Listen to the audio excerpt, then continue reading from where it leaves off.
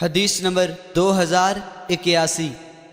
حضرت ابو ہریرہ رضی اللہ تعالی عنہ نبی اکرم صلی اللہ علیہ وسلم سے روایت کرتے ہیں، آپ نے فرمایا جنازہ جلدی لے جایا کرو، اگر وہ نیک ہے تو تم اسے بھلائی کی طرف لے جا رہے ہو، اور اگر اس کے علاوہ ہے تو یہ ایک شر ہے، اسے اپنے کندھوں سے اتار دو۔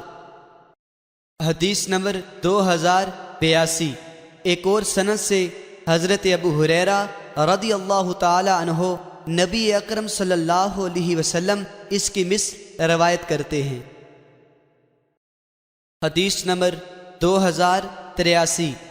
حضرت ابو ہریرہ رضی اللہ تعالی عنہ سے مروی ہے، فرماتے ہیں میں نے نبی اکرم صلی اللہ علیہ وسلم سے سنا، آپ نے فرمایا جنازہ جلدی لے جاؤ، اگر وہ نیک ہے تو تم اسے بھلائی کی طرف لے جا رہے ہو، اگر وہ اس کے علاوہ ہے تو وہ شر ہے جسے تم اپنی گردنوں سے اتار دو۔